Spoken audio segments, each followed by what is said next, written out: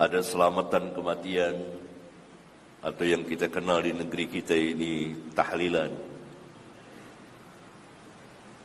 Hari pertama sampai hari ketujuh dan seterusnya. Jelas ini bukan dari Islam. Ini amal jahiliyah.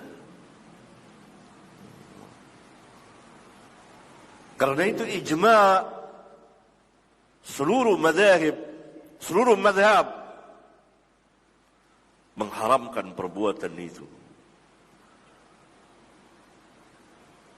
Yang sebelumnya para sahabat telah ijma' bahwa berkumpul-kumpul di tempat ahli mayit dan makan-makan di situ termasuk dari bagian meratap, dan meratap adalah dosa besar.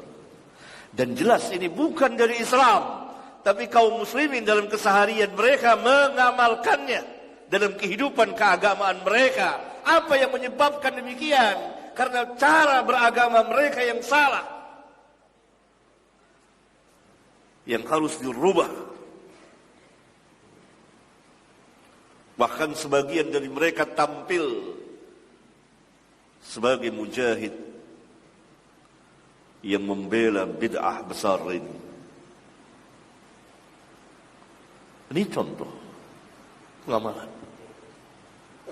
Umumnya mereka kaum muslimin tidak atau belum tahu, dan mereka yakin ini dari Islam.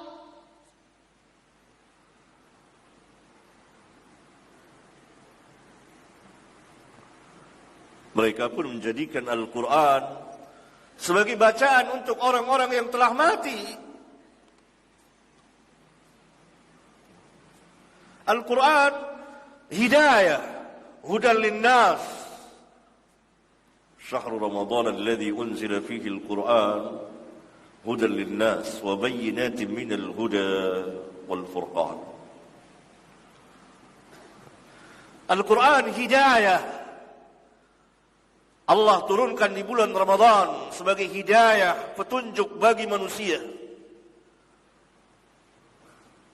Dia akan memimpin manusia kepada jalan yang terang benderang dan menjelaskan kepada manusia mana yang hak dan mana yang batil. Bahkan Allah katakan wa bayyinatin minal huda. Di dalam Al-Quran penuh dengan hujjah, dalil, alasan.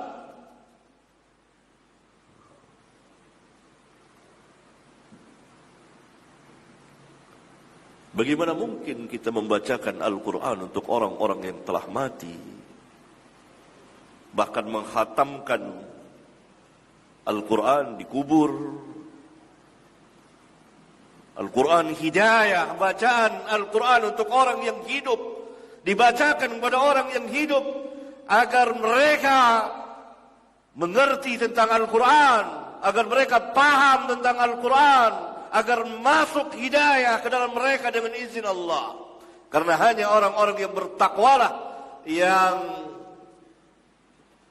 akan memanfaatkan dan mengambil hidayah Al-Quran. Dzalikal kitabu la raiba fihi hudan lil muttaqin. Al-Quran ini kitab yang tidak ada keraguan di dalamnya. Tidak ada satupun keraguan di dalamnya tentang kebenaran isinya, tentang bahwa Al-Quran kalam Allah, tentang bahwa Nabi yang mulia alaihi salatu wassalam benar adanya seorang Nabi dan Rasul. Hudan lil muttaqin, hidayah, petunjuk bagi orang-orang yang bertakwa. Yakni hanya orang-orang yang bertakwalah yang mengambil manfaat dari hidayah Al-Quran. Kata ulama, mafhumnya orang yang tidak takwa tidak akan bisa berjalan di atas hidayah Al-Quran, tidak akan bisa mengambil hidayah Al-Quran.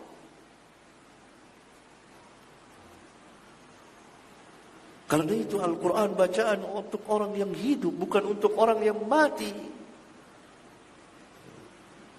Ini salah satu kelemahan dari kelemahan kaum muslimin. Mereka tidak membaca Al-Quran dan mereka tidak mentadabburkan Al-Quran. Afala yatadabbaruna Al-Quran am ala qulubin aqfaluha. Tidakkah mereka mau mentadabburkan Al-Quran? Kepada siapa Allah perintahkan ini? Kepada orang-orang yang telah mati untuk mentadabburkan Al-Quran, atau kepada orang yang hidup? Tentu jawaban orang yang berakal kepada orang yang hidup. Afal yatadabbaruna Al-Quran. Allah tegur manusia, tidakkah mereka mau memikirkan Al-Quran? Atau hati-hati mereka telah terkunci? Bahkan dalam ayat yang lain, afala yatadabbaruna Al-Quran. Tidakkah mereka mau memikirkan Al-Quran, mentadabburkan Al-Quran?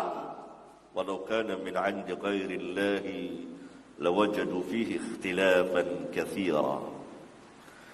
Kalau sekiranya Al-Quran itu bukan dari sisi Allah, niscaya mereka akan dapati di dalam Al-Quran itu perselisihan, pertentangan, kontradiksi yang sangat banyak.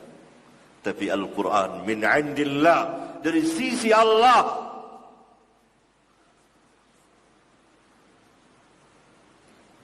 Siapa yang Allah maksudkan, Allah tujukan dengan firman-Nya ini? Orang yang hidup atau orang yang mati? Baik. Mereka bacakan Al-Quran, mereka kirim pahala kepada, kirim ayat Al-Quran, kirim Al-Fatihah kepada Nabi yang mulia alaihi salatu wassalam. Ila hadratin Nabi Al-Fatihah ila ruhi fulan fulan fulan fulan fulan. Jelas ini bukan agamanya Muhammad sallallahu alaihi wasallam. Tidak pernah diamalkan oleh Nabi yang mulia alaihi salatu wassalam. Tidak pernah diamalkan oleh para sahabat ridwanullah alaihim jami'an. Dan ini pengamalan yang begitu banyak diamalkan oleh kaum muslimin, bahkan mendarah daging. Nah, ini pentingnya kita berbicara manhaj para sahabat.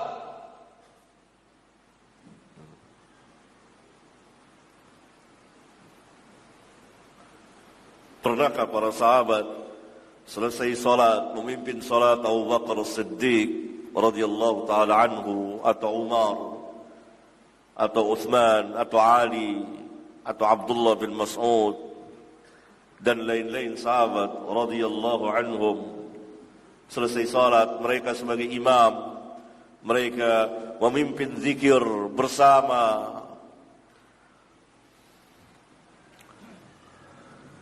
berdoa, memimpin doa, kemudian habis itu, selesai itu berdiri, memutari bersalaman-salaman sambil berteriak suara keras, mengucapkan selawat-selawat.